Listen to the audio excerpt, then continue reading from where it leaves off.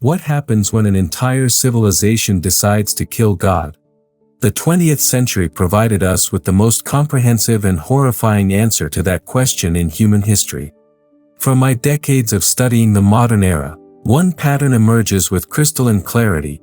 The moment Western societies abandoned their Christian foundations, they didn't become more rational or enlightened. They became more brutal, more chaotic, and infinitely more dangerous.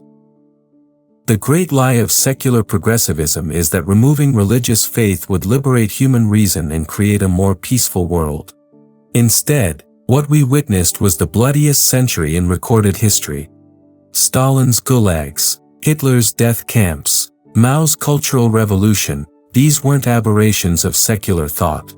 They were its logical conclusions. When man decides he is the measure of all things, when he removes the transcendent moral authority that Christianity provided for over a millennium, he doesn't become more humane. He becomes a monster. Today's cultural confusion, our moral relativism, our inability to distinguish between civilization and barbarism, these are not new problems. They are the direct inheritance of a century that chose ideology over truth, politics over morality, and human will over divine wisdom. Chapter 1: The Death of Absolute Truth. The catastrophe of the 20th century began not with the first shots of World War I, but with something far more subtle and devastating: the intellectual assassination of absolute truth. In universities and salons across Europe, a generation of thinkers convinced themselves that there was no objective reality, no transcendent moral order, no God-given standards by which human behavior could be judged. This wasn't an accident.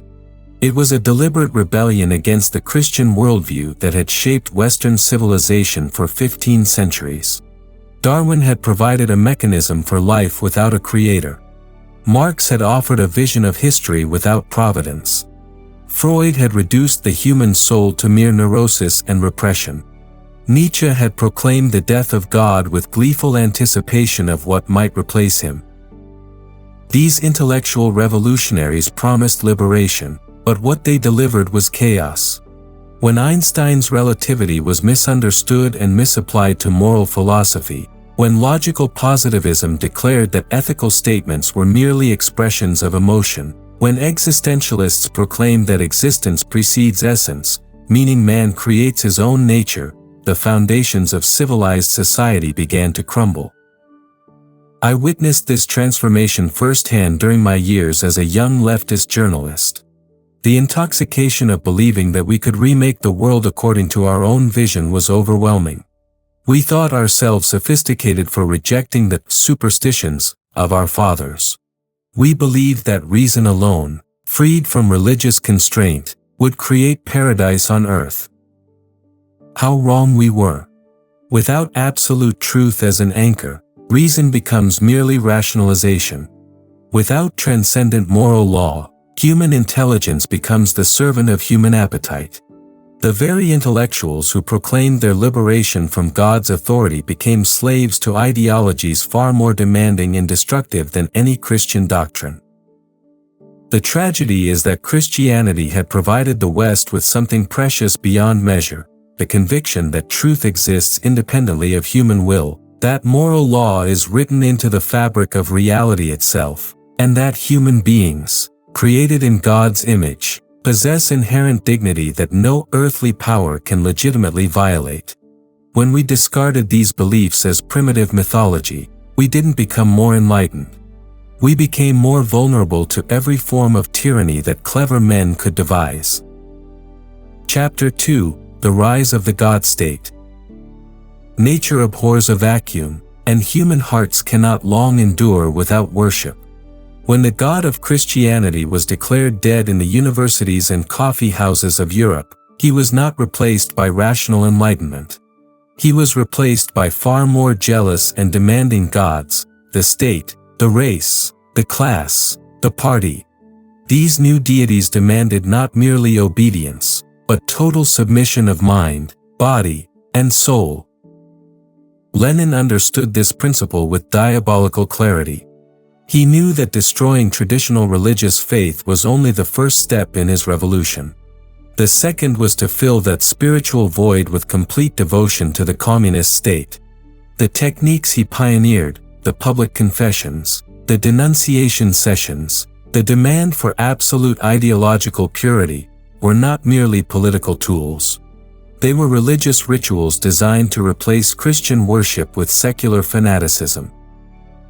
Hitler grasped the same truth.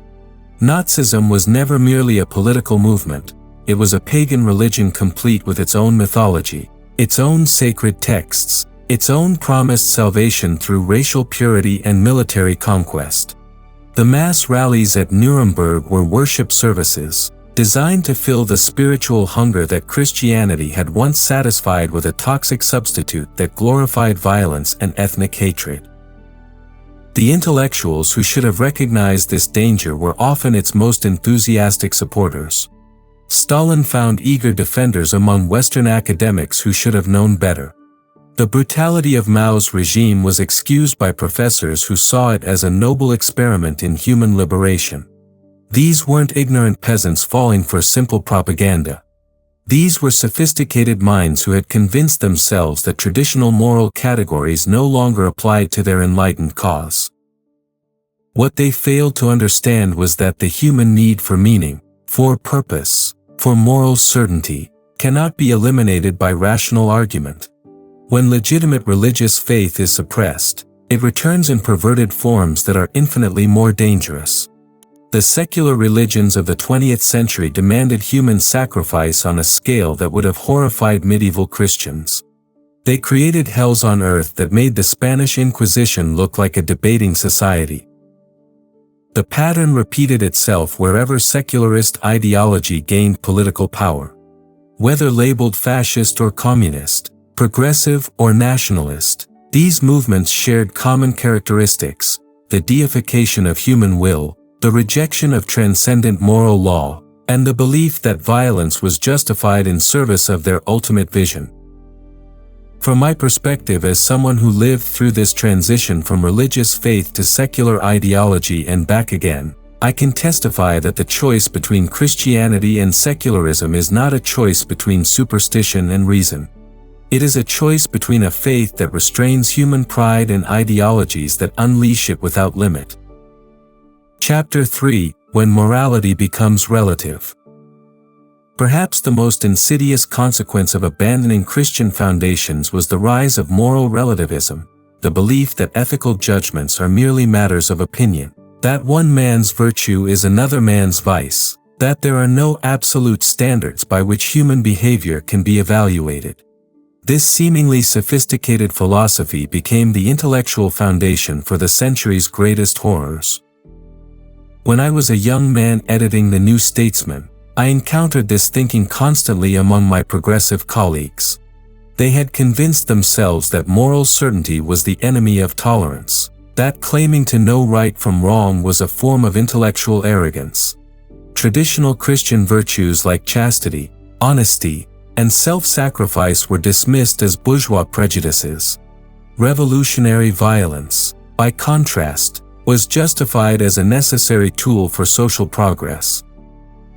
The practical results of this moral relativism were catastrophic. If there are no absolute standards, then genocide becomes merely a different approach to social organization.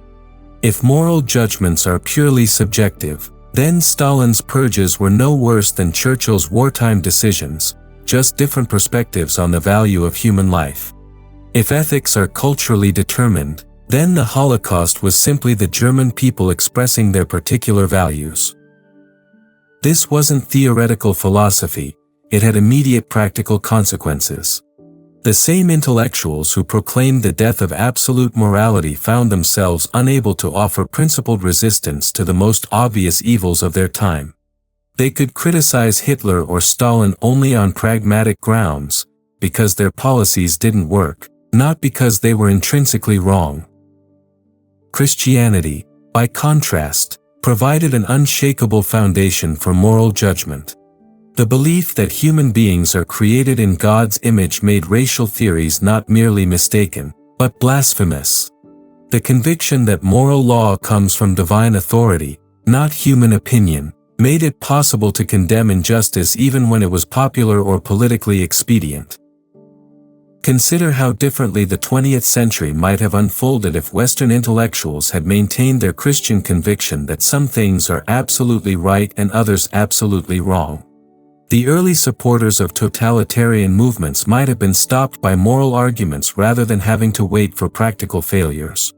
The slide into barbarism might have been arrested by appeals to eternal truth rather than temporary expedience. Instead, moral relativism created a kind of ethical paralysis among the very people who should have been civilization's guardians.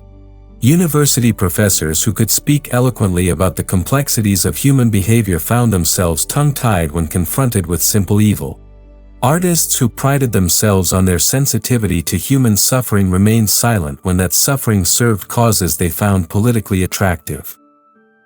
The restoration of Western civilization requires recovering the conviction that moral truth exists independently of human opinion, that some actions are intrinsically evil regardless of their consequences, and that we have both the right and the duty to make moral judgments based on transcendent standards. Chapter 4: The Intellectual's Great Betrayal.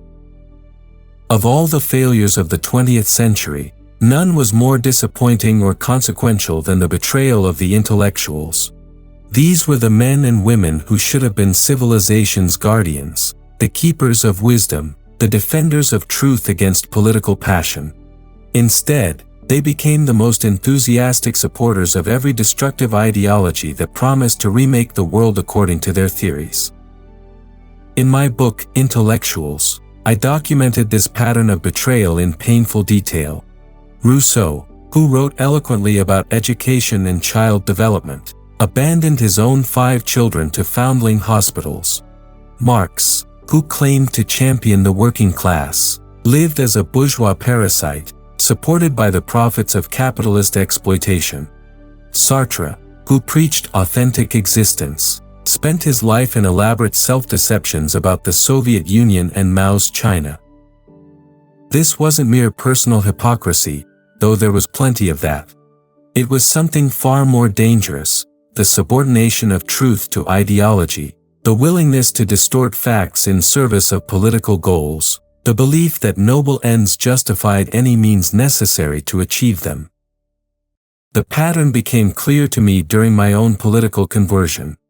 As a leftist editor, I had been part of a community that prided itself on its intellectual sophistication and moral sensitivity.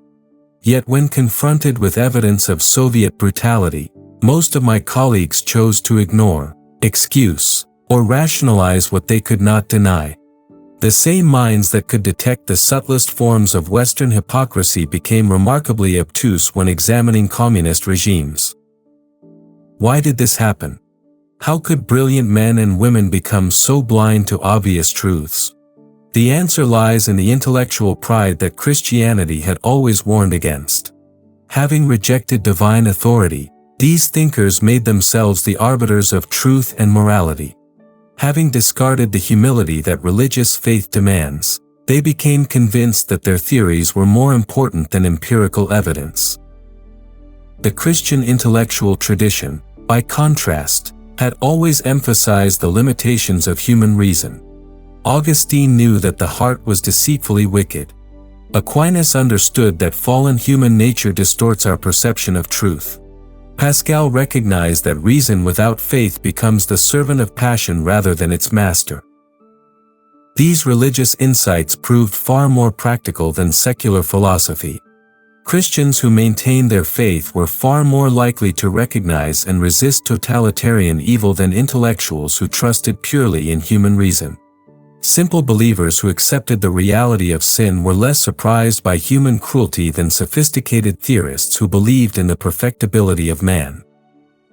The tragedy is that Western intellectuals possessed immense cultural influence.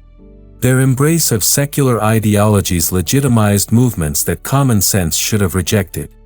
Their sophisticated rationalizations provided intellectual cover for policies that practical wisdom would have condemned. Today's cultural confusion reflects this same pattern. Academics who pride themselves on their critical thinking skills seem incapable of recognizing the contradictions in contemporary progressive ideology. The same intellectual pride that blinded earlier generations to the horrors of communism now prevents many scholars from seeing the destructive consequences of moral relativism and cultural nihilism. Chapter 5: The Blood-Soaked Century of Progress. The bitter irony of the 20th century is that it began with such optimism about human progress. The Victorian era had witnessed unprecedented advances in science, technology, and living standards. Educated opinion confidently predicted that the new century would see the elimination of war, poverty, and ignorance through the application of rational principles to human affairs. Instead, what followed was the bloodiest century in recorded history. Conservative estimates suggest that secular governments murdered over 100 million of their own citizens, not counting the additional millions killed in wars between nations. This wasn't the result of religious fanaticism or primitive superstition. It was the direct consequence of implementing secular ideologies that promised to create heaven on earth through human effort alone. The pattern was consistent across different cultures and continents. Whether in Stalin's Soviet Union, Hitler's Germany, Mao's China, or Pol Pot's Cambodia, the same script played out. Intellectuals developed theories about how to perfect human society. Revolutionaries seized power to implement these theories, and ordinary people paid the price in unimaginable suffering. What united these movements wasn't their specific ideological content. Fascists and communists claimed to hate each other, but their shared rejection of traditional moral constraints.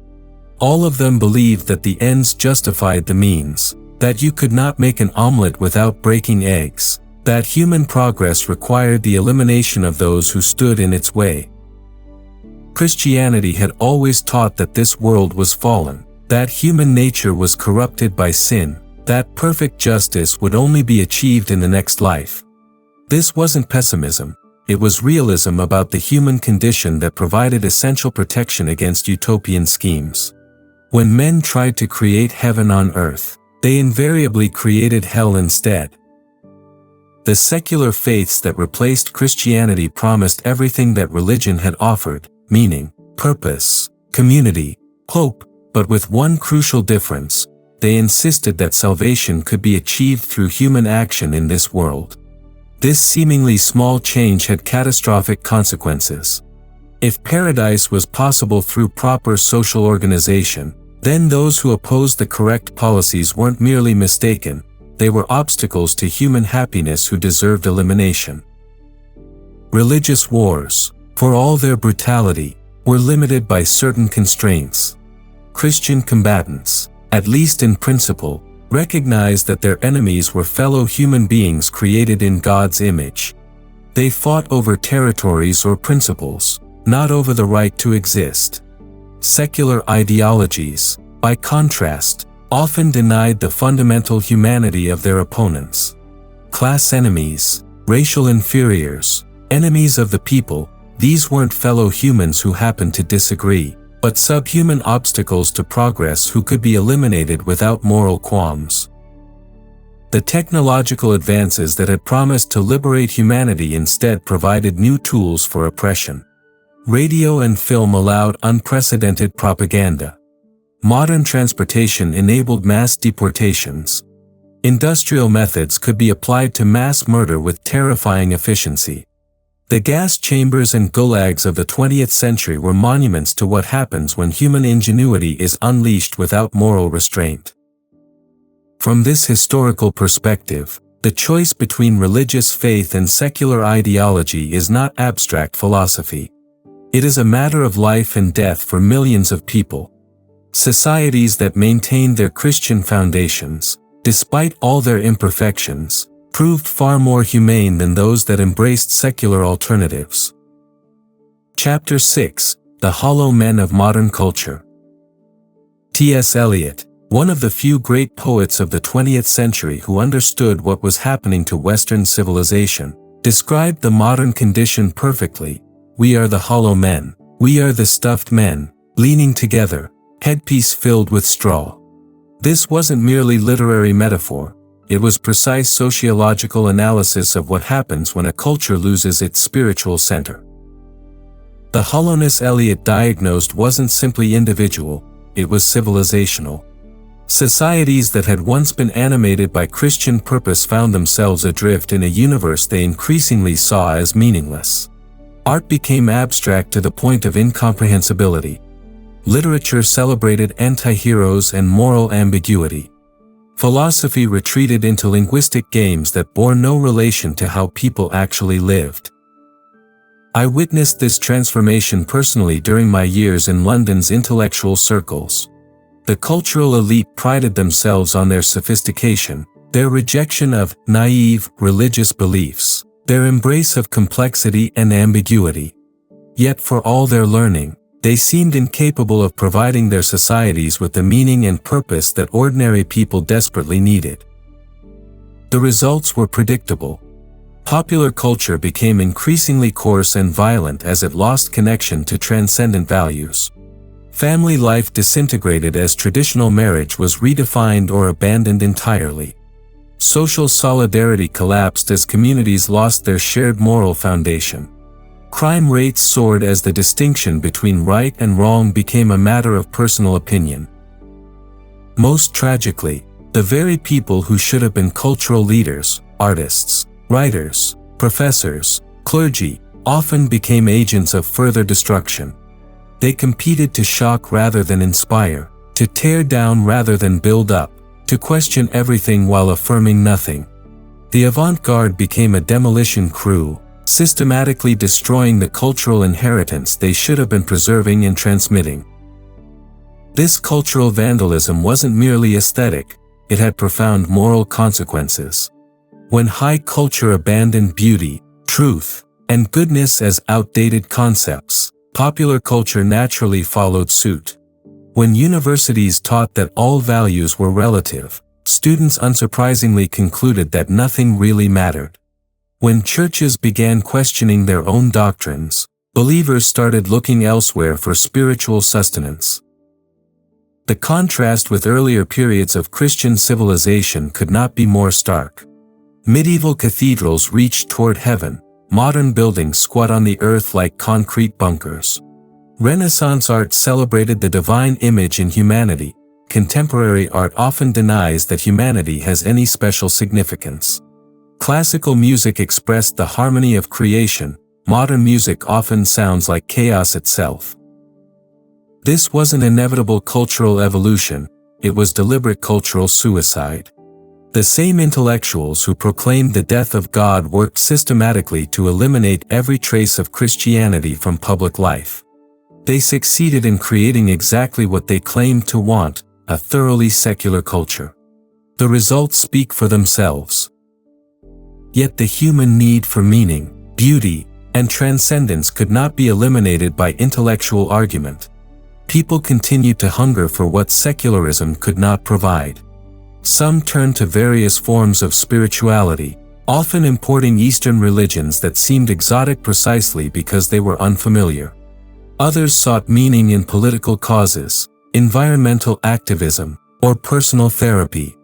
A few embraced nihilism and despair as the only honest response to a meaningless universe. The tragedy is that Christianity had provided the West with cultural resources of unparalleled richness. Bach and Handel, Dante and Shakespeare, Chartres and Canterbury, these achievements were not accidents but the natural fruits of a civilization that believed in absolute truth, transcendent beauty, and objective moral order. Recovering these resources requires more than nostalgia for a lost golden age. It demands the intellectual courage to admit that the secular experiment has failed, that human beings cannot create meaningful culture without acknowledging the God who gives life meaning in the first place. Chapter 7: The Path Back to Sanity. The question that haunts every honest observer of modern Western civilization is whether recovery is possible. Can societies that have so thoroughly rejected their Christian foundations find their way back to sanity? Can cultures that have embraced moral relativism rediscover absolute truth? Can civilizations that have proclaimed the death of God recover their souls? History provides both warning and hope.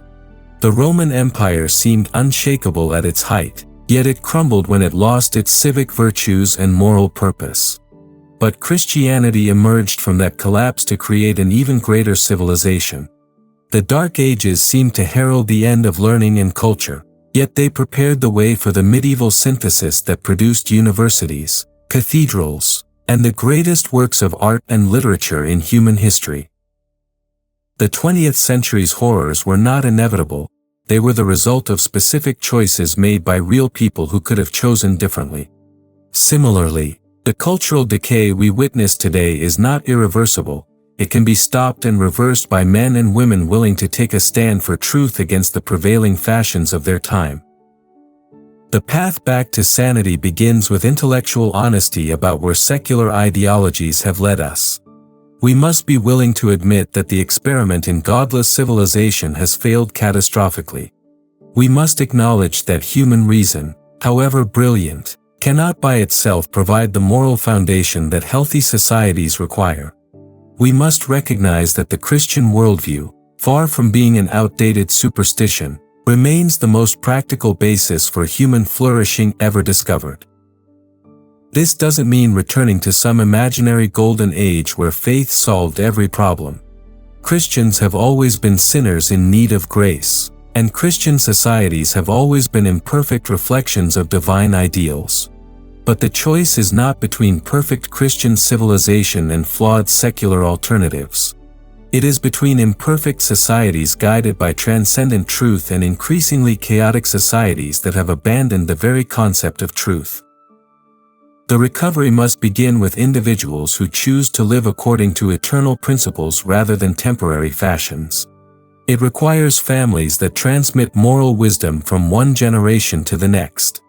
It demands communities that support virtue and discourage vice. It needs institutions, schools, churches, civic organizations, that serve as guardians of civilizational memory.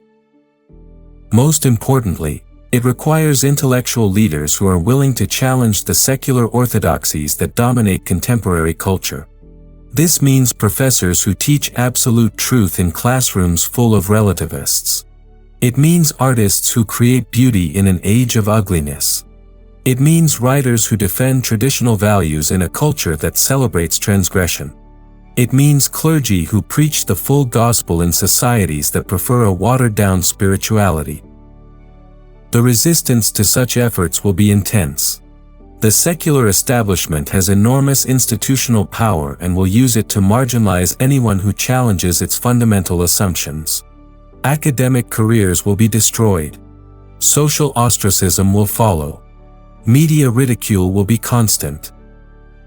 But history shows that small groups of committed people can change the world when they possess truth and are willing to suffer for it. Christianity itself began with a handful of disciples who turned the Roman Empire upside down. The American founding was the work of a few dozen men who risked everything for the cause of liberty. Every great reform movement in history started with individuals who refused to accept that things had to remain as they were. The choice before us is clear: continue down the path of secular nihilism toward complete civilizational collapse, or return to the Christian principles that created the greatest civilization in human history. The hour is late, but it is not yet too late. Conclusion. The evidence is overwhelming. Secularism promised enlightenment and delivered darkness, promised liberation and created new forms of slavery, promised progress and produced unprecedented barbarism. The 20th century stands as history's greatest testimony to what happens when societies abandon their Christian foundations. Yet this failure need not be permanent. Civilizations can recover from even the deepest spiritual crises when enough people choose truth over fashion, principle over convenience, eternal values over temporary advantages. The Christian worldview that shaped the West for 15 centuries remains as relevant today as ever, not because it is old, but because it is true. The choice facing us is not between enlightenment and superstition, but between wisdom and folly, order and chaos, hope and despair. We can continue the secular experiment that has brought us to the brink of cultural suicide, or we can return to the faith that created the greatest achievements in human history. The decision is ours, but we cannot postpone it indefinitely. History will not wait for our convenience. The time has come to choose which path our civilization will follow into the future.